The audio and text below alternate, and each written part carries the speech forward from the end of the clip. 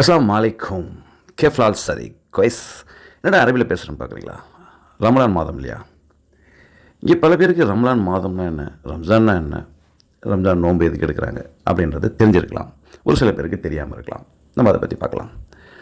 பொதுவாக எல்லா மதத்திலுமே எல்லா மார்க்கத்திலுமே பசி அதை முன்னிறுத்துவாங்க.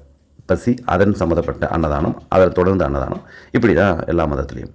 நீங்கள் முஸ்லீம் மதமாக வந்தாலும் சரி, சீக்கிய மதமாக இருந்தாலும் சரி, ஜெயினிசமாக இருந்தாலும் சரி, நம்ம வள்ளலாக இருந்தாலும் சரி, எல்லா மதமும் எல்லா மார்க்கமும் எல்லா குருக்களும் பசியை முன்னிறுத்தி அதை தொடர்ந்து அன்னதானம், இதை தான் வலியுறுத்துவாங்க.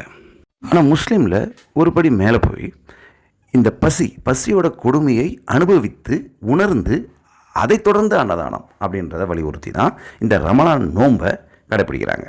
முக்கியமாக உணவு மட்டும் இல்லாமல் தண்ணி கூட, எச்சி கூட முழுங்கக்கூடாதுன்றது தான் அவங்களோட அந்த நோன்போட முக்கியமான சிறப்பம்சம். இப்படி இந்த ரமலான் மாதம் முழுக்க இந்த நோன்புகளை கடைப்பிடித்து கடைசியாக உணவு சமைத்து ஏழைகளுக்கு பரிமாறுறது தான் இந்த ரமலான் மாதம், ரமலான் திருவிழா, அதோட சிறப்பம்சம். உண்மையாலுமே இவ்வளோ பெரிய விஷயம் இல்லையா? போற்றப்பட வேண்டிய விஷயம் இல்லையா? ஆனால் அது ஒரு ட்விஸ்ட் இருக்குங்க, ஒரு சின்ன மாற்றம் இருக்குது.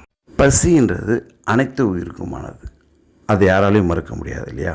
அப்போ அனைத்து உயிருக்குமான பசியை உணர்ந்து அனைத்து உயிருக்குமான அன்னதானத்தை தான் அடிப்படையில் வலியுறுத்தப்பட்டது. அது காலப்போக்கில் மனிதனுக்கு மட்டுமான பசி, மனிதனுக்கு மட்டுமான அன்னதானம் அப்படின்னு மாறிப்போச்சு. அதனால் கருணைக்கடலான அல்லாஹ்வோட விருப்பத்துக்கு ஏற்ப இது அனைத்து உயிருக்குமான பண்டிகையாக கொண்டாடுவோம். இஸ்லாமிய நண்பர்கள் அனைவருக்கும் ரமலான் வாழ்த்துக்கள். ஈத் முபாரக்.